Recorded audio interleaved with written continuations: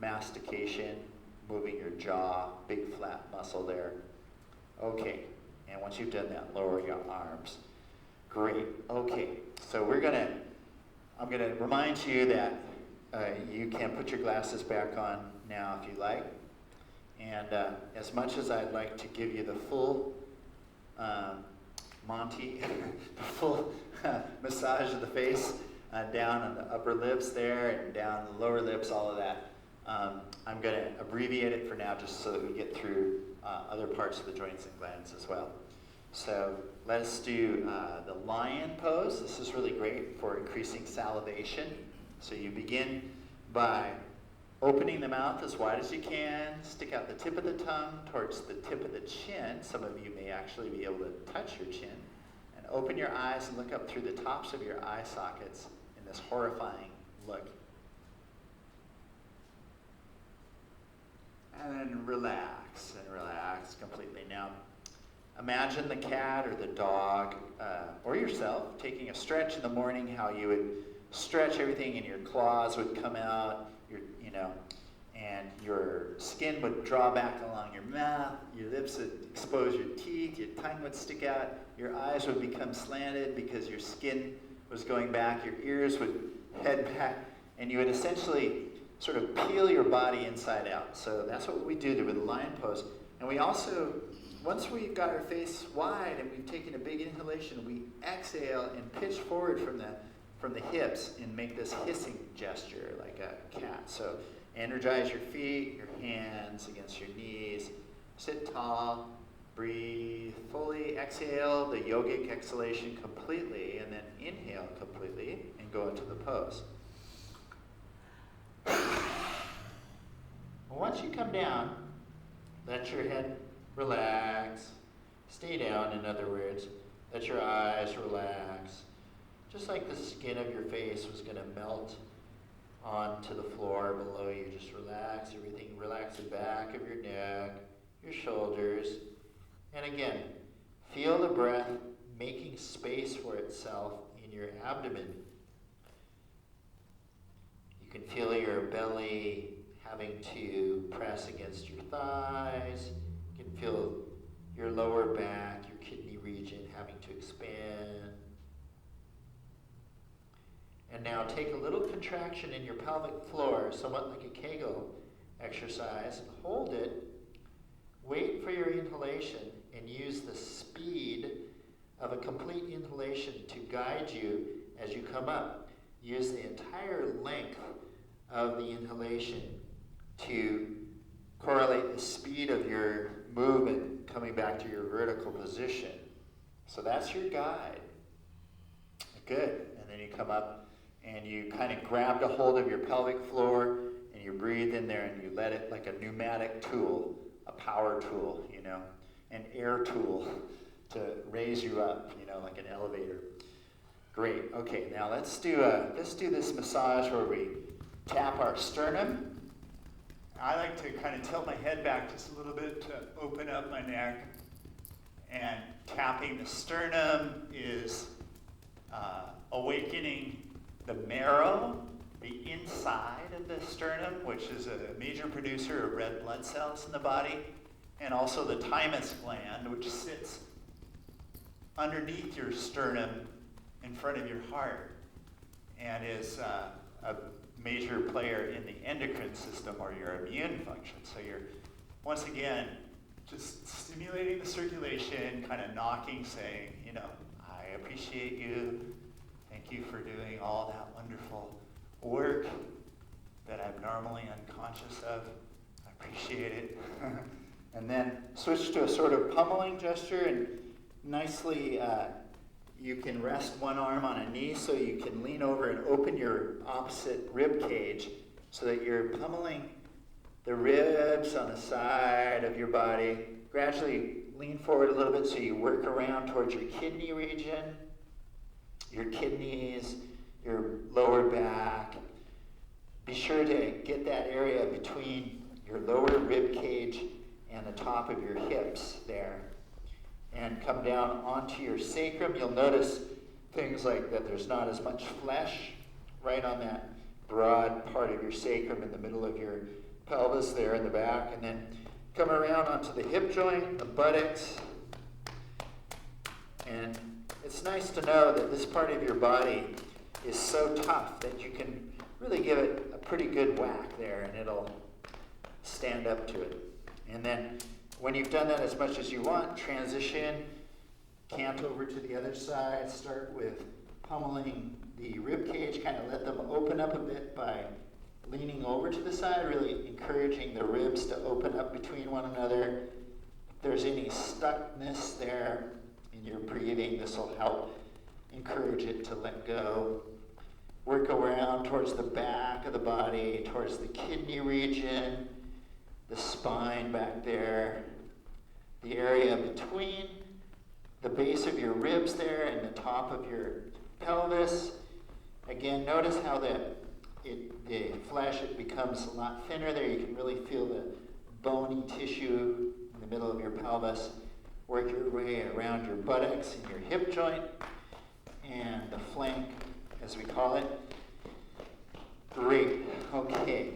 All right. So let's sit up nice and tall, and that's great. And let's go ahead and create some heat with the hands.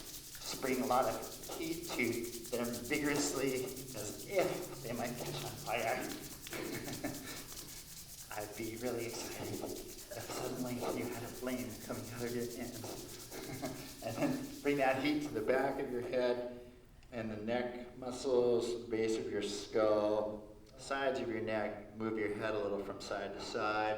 Your jaw, just that area on top of your shoulders. Great. Okay. Now, reach an arm, hand over onto a shoulder, like so. And then the other one can hold this elbow or come up like this. Just whatever works for you, like a hug, like you're hugging yourself. Yeah. Go ahead. Let your chin descend a little. And then let your back round. Let yourself descend. Your elbows are coming down a little bit towards your knees. And breathe normally, but deeply. And you notice how, in this position, it's really encouraging your shoulder blades to slide off your back and really open up the back region there. Great. On an inhalation, use the speed of the inhalation to come up. Great. All right, release. Wow, got out of breath there. I don't know about you guys, but maybe it's just because I'm talking, but all that pummeling and everything, yeah, got hot. So that's a good sign. All right, so whichever arm, you took to the shoulder that last time, do the other one. See if you can remember how you did it. So opposite side, and then, so now you're going to hug yourself. The same idea. So sit up tall, maybe lift your elbows to lengthen, and then when you're ready, exhale, fold in, and round your back in, and just come forward. Let your face relax. Let the breath find space.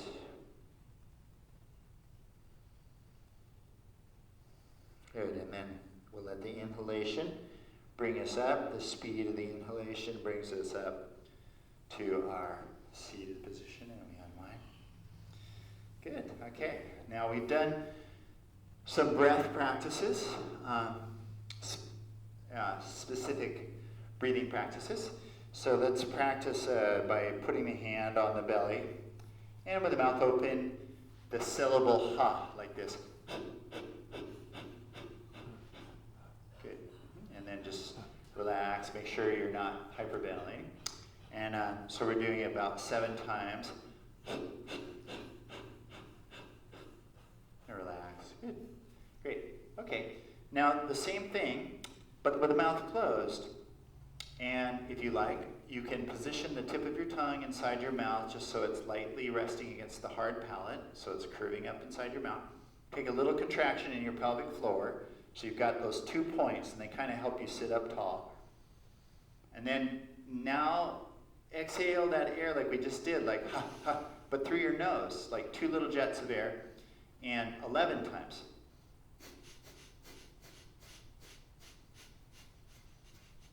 Then relax. Good. Great. So it's like a little blasting of air.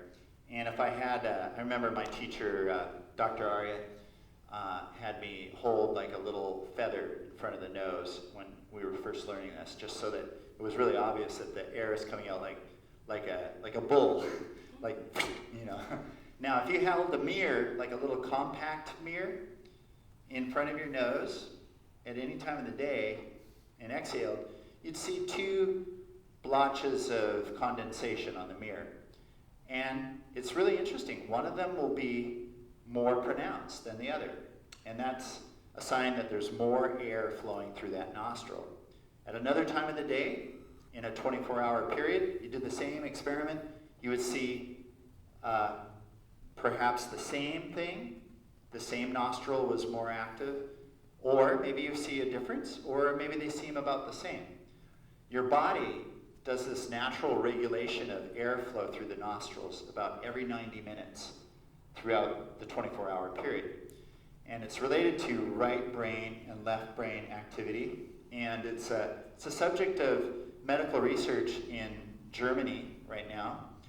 The ability to diagnose internal conditions of organs and whatnot just through analyzing the breath, because it's so much less invasive than sticking things into you, right? So very interested. In yoga, it's called swara yoga or breath yoga. So let's do that again. I put my hand here just so I can really feel how the diaphragm is like going.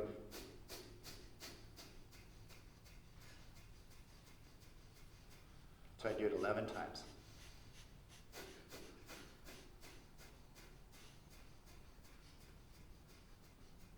Great. And the thing is there's another type of breathing that's called bellows breathing, which is like those bellows, used for a blacksmith's fire. And that's much more like, really very vigorous. But this type of breathing is called kapalbhati, or skull shining. And it's just the exhalation. Just the exhalation goes out. And the inhalation is just kind of like a little reaction. And it's having its effect. Trip to the bathroom. So that's good. Okay, so we've done our breathing, we've done our face, we've done massage of the torso and everything. So let's work a little bit with the lower limbs, and then we'll do some larger movements. So let us bring our awareness into the right leg and float it up. You can hold the knee if you like, or just hold it, and make some circles with the foot around the ankle. Notice the speed of the circle. Like, what is your tendency? Do you like to move it fast? Are you slow and methodical, bumpy? Then point the toe, make a circle from the toe to the knee, and you can stop and rest whenever you need to. And then we do this bicycling. I like to assist the compression in this part of so that I bring compression to my belly. So a little bit is good, just a little bit. And then out to the side. And then as you go like this, I like to push the knees actually together like this, so that I'm getting as if I was going to cross the leg over. Yeah, and reverse that direction.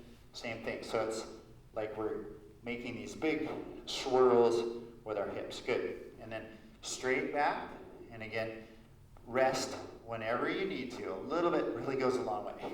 So I appreciate when I see each of you honoring your own biofeedback, saying rest, take it easy. Great. So at this point we extend the leg and we lift it up a little bit.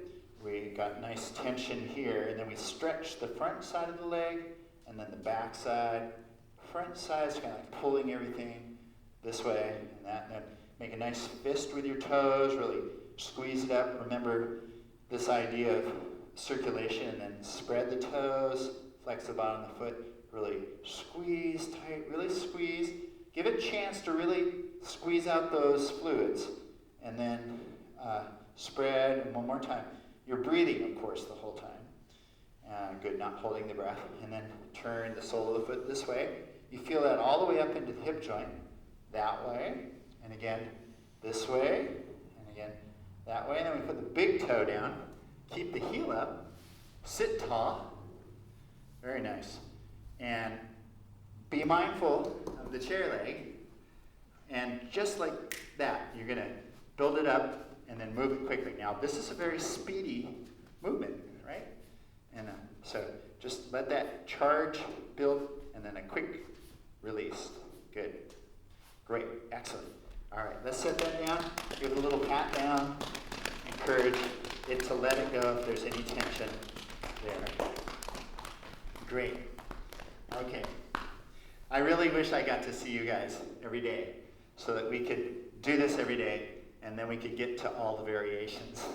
I always feel like I'm just, I'm giving you such a brief overview of it in the time that we have together. And I always feel like, every part, let's do that part. So, okay, anyways, we're getting things done. So let's work on the left leg. Let's float it up. And again, make those circles around the ankle. Be mindful of just notice, things about the speed and the quality of the movement. Point the toe and circle from the toe to the knee. And again, we're just noticing how we're making that movement. Is it smooth in some parts, and fast or slow, And then the bicycling, and as much as you like, you can increase the amount of compression here. You really want to, if you're doing this, enjoy pressing the thigh against your abdomen, because this side is your descending colon, Great, and then we want to take it out to the side, and the same idea, like crossing it over. You can do this just a little bit or, a lot, whatever feels right to you. And a little bit really goes a long way. So then we reverse those movements, and finally, straight back, at least a few times, and you can rest in between. If it's difficult to do, those are the types of things that are hard to do on your own. Easier to do in a class. We're less inclined to do sit-ups on our own. Okay, and then stretch the front side of the leg, and then the back side of the leg. Front side, back side. Good. And we make that fist. And again, remember, it takes a few seconds at least, to really let the fluids kind of disperse, and then spread the toes, and then again, squeeze, give it a second to have its effect, and then, good, great. And then turn the sole this way, and then that way you can feel the effects of this movement all the way up into your hip joint and those core muscles that you have there. Great. All right, now we put the big toe down. Be mindful of the chair leg, and then just like that. Just that quick, speedy movement.